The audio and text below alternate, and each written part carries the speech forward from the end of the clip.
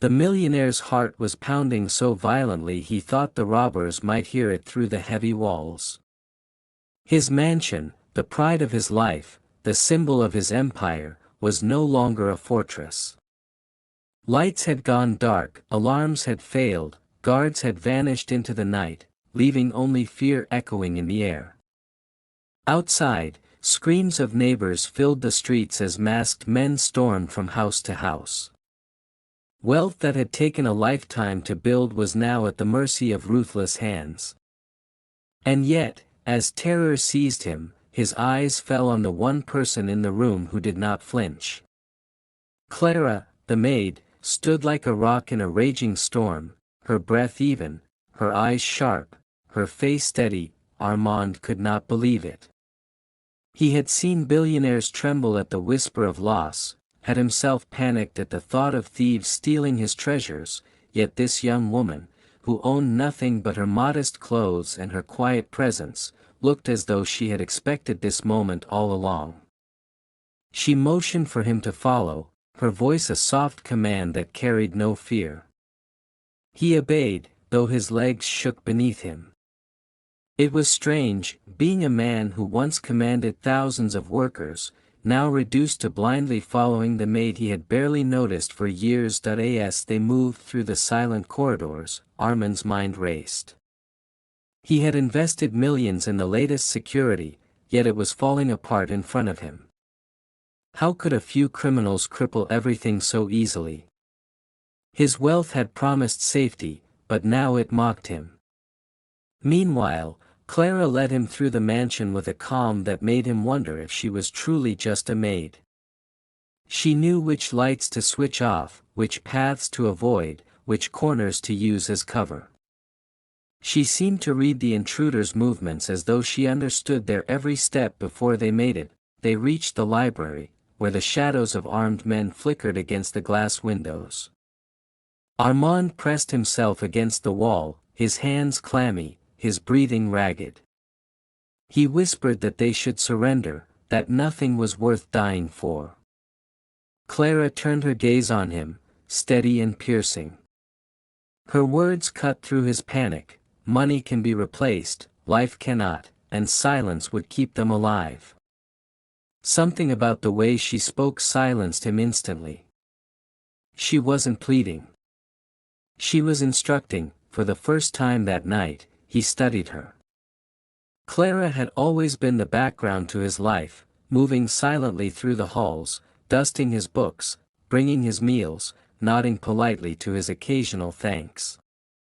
He had never asked about her family, never wondered why she never left the estate except for groceries, never questioned how she seemed so disciplined in her work. Tonight, all those details returned like puzzle pieces suddenly falling into place. They crept toward the cellar, each step measured, each sound magnified by fear. A sudden crash above made Armand freeze, but Clara pressed a firm hand against his shoulder and whispered for him to move. Her calmness gave him strength he did not know he had. She guided him to a narrow door concealed behind the wine racks, one that even Armand had forgotten existed. With quick hands, she unlatched it and pushed him inside. In the suffocating dark, they crouched low. The air smelled of dust and old wood. Armand could hear the muffled footsteps of the intruders above, their voices harsh and impatient. He tried to quiet his breathing, but his chest felt too heavy, his fear too loud. Clara, kneeling beside him, whispered that fear is like fire, it either consumes you or lights your way. He stared at her, bewildered that a maid spoke words fit for a philosopher or soldier. Who was she, really? The robbers drew nearer. Heavy boots stomped down the stairs into the cellar. Armand's pulse roared in his ears. He thought of all he stood to lose, his art, his jewels, his empire, his reputation. But when he glanced at Clara, he saw no such fear in her. She was focused, alert, her body tensed like a spring ready to act. She picked up a broken wine bottle and placed it quietly by her side. Her eyes, glimmering in the faint light, seemed to carry stories he had never known. The men prowled dangerously close, their flashlights sweeping over the cellar. Dust rose in the air, carrying the smell of old oak barrels. One of them cursed, demanding to know where the safe was hidden. Armand's hands shook uncontrollably, yet Clara placed her hand gently on his arm, steadying him.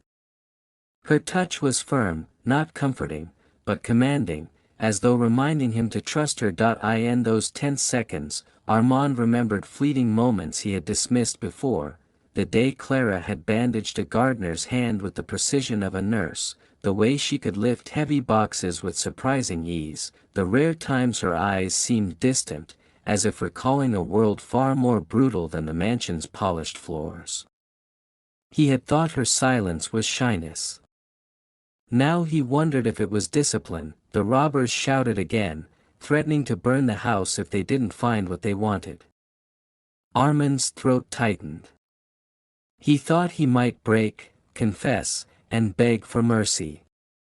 Before he could move, Clara leaned close, her whisper firm, almost stern. "They thrive on fear, don't give them what they want." Her words lit something inside him, something he hadn't felt in years, trust in another person. The footsteps drew nearer, the light sweeping dangerously close. Just as one of the men lifted a barrel to peer behind it, a sudden clatter erupted on the far side of the cellar. Pots and pans, carefully positioned by Clara moments earlier, tumbled loudly to the floor. The robbers spun toward the noise, their attention diverted. Clara's eyes met Armand's, and for the first time he realized she had orchestrated this. She had prepared distractions while he trembled. The men cursed, storming toward the sound, buying Clara and Armand precious seconds. Clara leaned close, whispering with an authority that stunned him, "Follow me now." They slipped through the shadows, moving to the far side of the cellar. But before they could reach the safety of the hidden exit, a flashlight beam froze them in place. Armand's heart stopped. The intruder's mask gleamed in the light as his weapon rose. Clara, however, did not flinch. She stepped slightly forward, shielding Armand. Her voice cut through the silence, steady, fearless, carrying a weight that made the masked man pause. The words she spoke in that moment would leave Armand breathless, would unravel the mystery of the maid he thought he knew, and would set into motion a truth that would shake not only his world but the world beyond those mansion walls. And in that tense silence, with danger inches away, Clara finally revealed herself, not with panic, not with pleading, but with a strength that made even the robber hesitate, and left Armand staring at her as if he had never truly seen her before.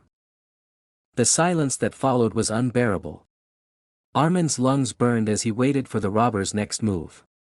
The man's weapon hovered dangerously close, his eyes narrowed behind the mask. But before he could speak, Clara's voice broke through the darkness, calm and commanding, unlike anything Armand had ever heard from her.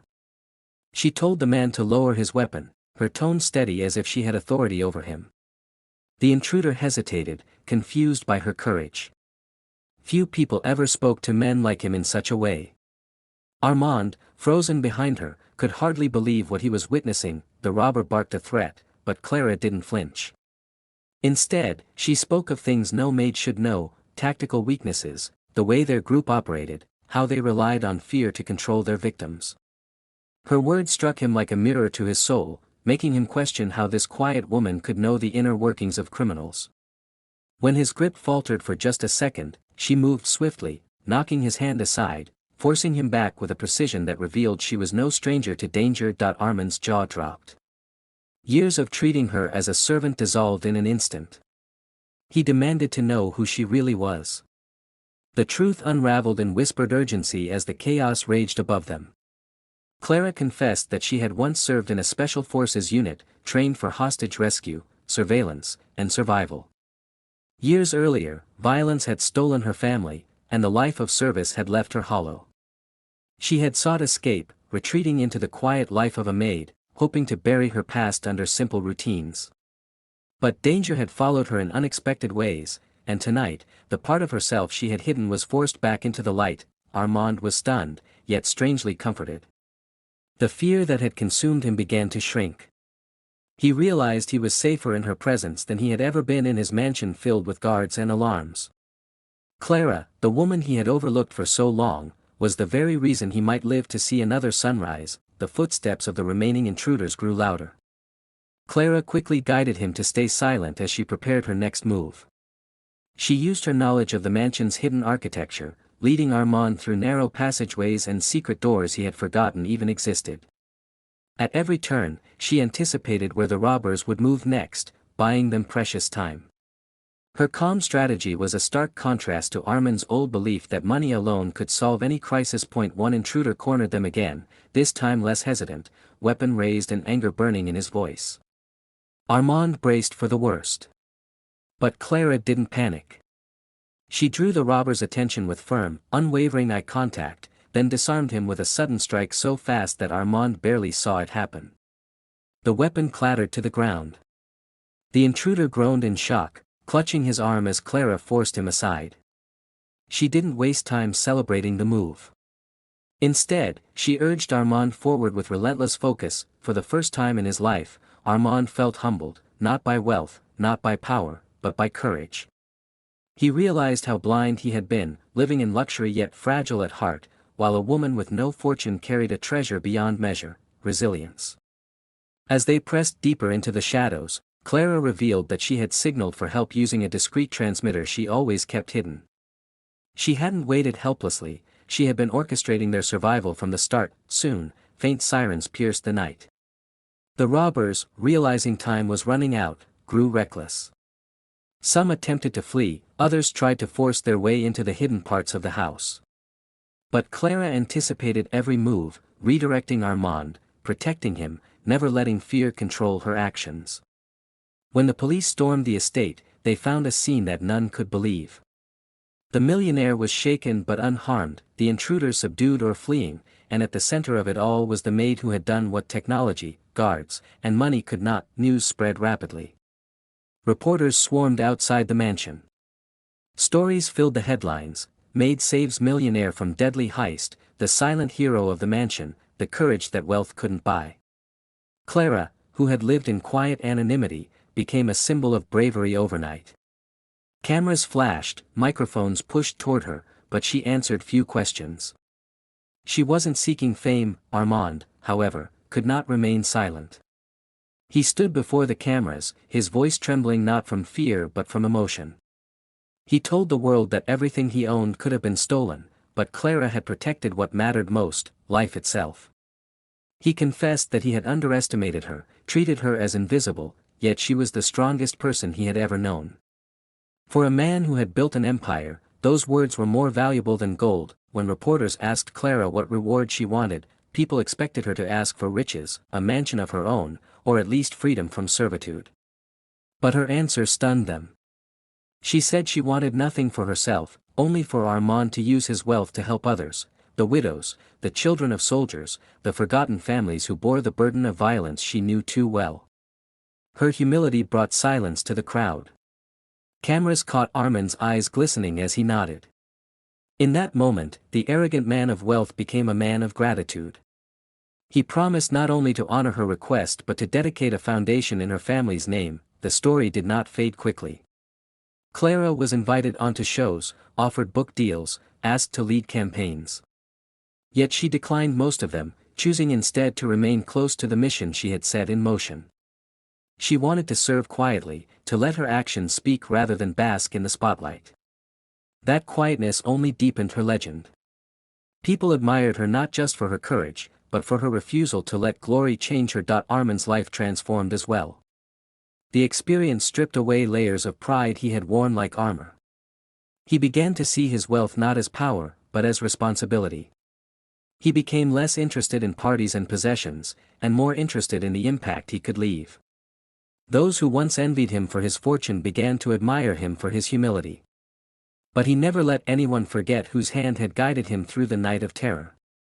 At every public appearance, he credited Clara, insisting she had saved not just his life but his soul. One evening, as the foundation launched its first program to support children of fallen soldiers, Armand and Clara stood side by side before an audience. The hall was filled with applause, lights shining brightly, but Clara remained composed, as she always had been. Armand took the stage, his voice firm but filled with gratitude. He introduced her not as a maid, but as a protector, a hero, and his greatest teacher. When the applause softened, Clara leaned toward him, her voice low enough that only he could hear. She told him wealth fades, fear rises and falls, but courage is the one treasure no one can ever steal. Armand closed his eyes, letting her words sink into him. He knew she was right. For all the treasures he had amassed, none compared to the lesson she had taught him. In the days that followed, people across the world shared her story. Some called her a guardian angel, others a warrior hidden in plain sight. Children learned her words in schools, men and women drew strength from her example. She had turned a night of fear into a lifetime of inspiration. And though Clara never sought to shock the world, that was exactly what she had done, by proving that true wealth lives not in gold, but in the courage to stand firm when everything else crumbles. Armand, once defined by his riches, was now defined by gratitude. Clara, once defined by her silence, was now defined by her courage. Their lives had changed forever, bound by a night when robbers stormed the gates, fear took over the world of the rich, and a quiet maid chose to stand tall. And long after the story faded from headlines, people remembered her words, the words that had humbled a millionaire, silenced criminals, and inspired a world desperate for hope.